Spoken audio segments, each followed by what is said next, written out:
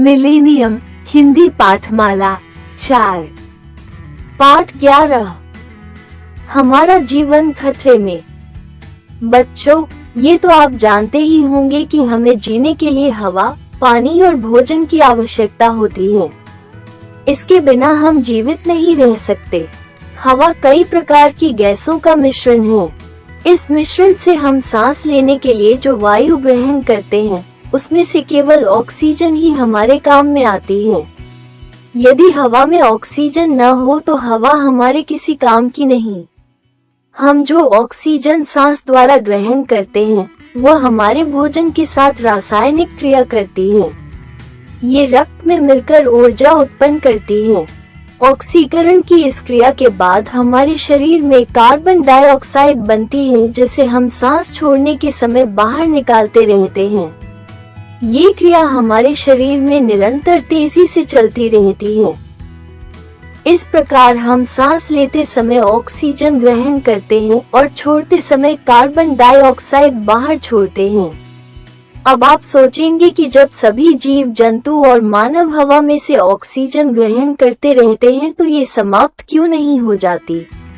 हमारे द्वारा छोड़ी गई कार्बन डाइऑक्साइड को पेड़ पौधे ग्रहण कर लेते हैं, क्योंकि इन्हें जीवित रहने और अपना भोजन बनाने के लिए इसकी आवश्यकता पड़ती है।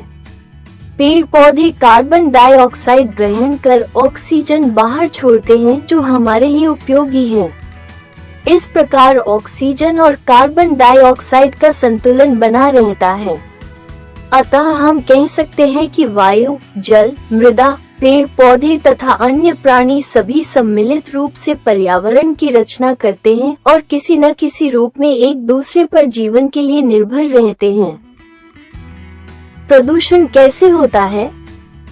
जल तथा वायु ही मुख्य रूप से प्रदूषण को जन्म देते हैं।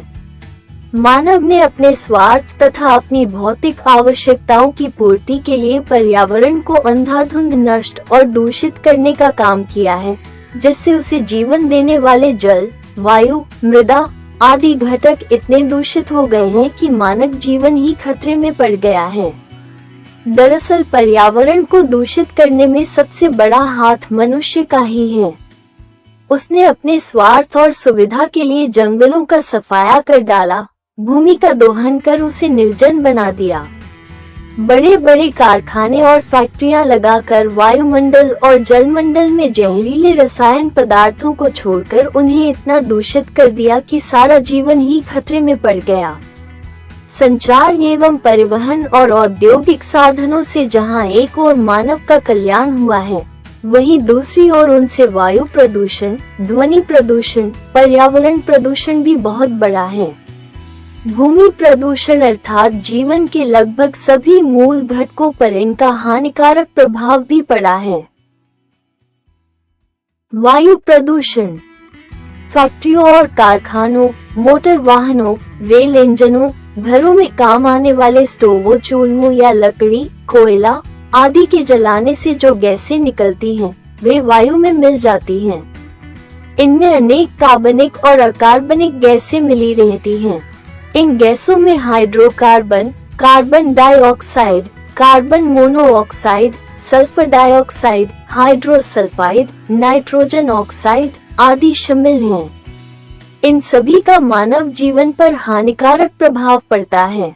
कुछ विशेष प्रकार की प्रक्रियाओं से अनेक रासायनिक गैसें भी बाहर निकलती हैं। इसके अतिरिक्त कार्बन के महीन कण, धातुएं, विषैले द्रव तथा रेडियोधर्मी पदार्थ आदि भी वायु में किसी न किसी प्रकार पहुंचते रहते हैं।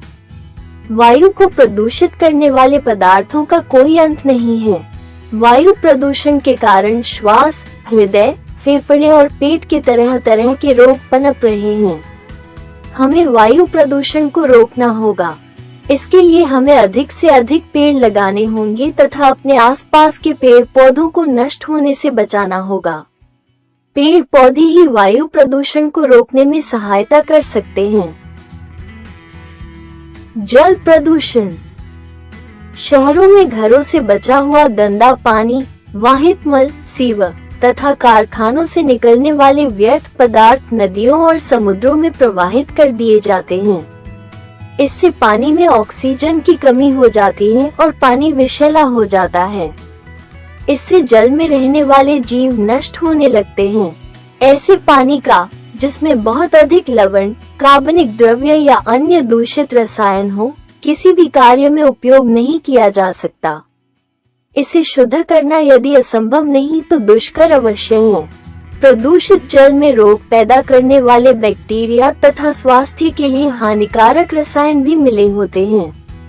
ऐसे प्रदूषित जल का सेवन करने के कारण ही आज तरह तरह की बीमारियों ने मानव को जकड़ लिया है।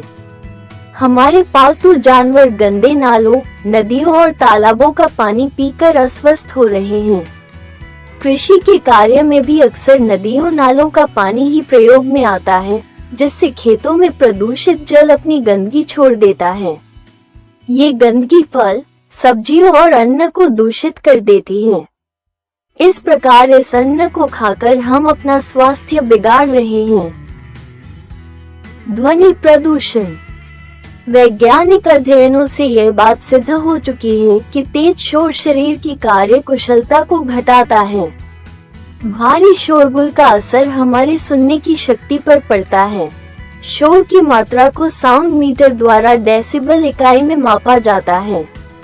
मोटर कार का हॉर्न 90 से 100 डेसिबल, डिस्को क्लबों का संगीत 120 डेसिबल और एक जेट विमान 150 डेसिबल शोर पैदा करता है।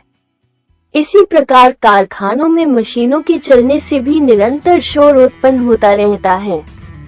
हमारे कान 50 डेसिबल शोर को सहन कर सकते हैं। डेसिबल स्केल पर लगातार सुना जाने वाला 85 डेसिबल शोर अस्थायी तौर पर बहरापन पैदा कर सकता है। 95 डेसिबल शोर के निरंतर संपर्क में रहने से सुनने की शक्ति पर बहुत बुरा प्रभाव पड़ता है, जिससे स्थायी बहरेपन की आशंका बढ़ जाती है। हमारे आधुनिक जीवन में शोर भी लगातार बढ़ता जा रहा है। इसे ही ध्वनि प्रदूषण कहा गया है। सड़कों पर वाहनों का शोर रहता है, जिसकी मात्रा 100 डेसिबल तक पहुंच जाती है। डिस्को क्लबों में शोर की मात्रा कभी कभी 140 डेसिबल तक पहुंच जाती है। इतना शोर आदमी को बहरा बनाने के लिए काफी है। वैज्ञानिक मानते हैं कि 155 डेसिबल शोर त्वचा को जला भी सकता है, जबकि 180 डेसिबल की मात्रा मनुष्य के लिए प्राणघातक हो सकती है। इस प्रकार शोर भी हमारे जीवन के लिए घातक बनता जा रहा है।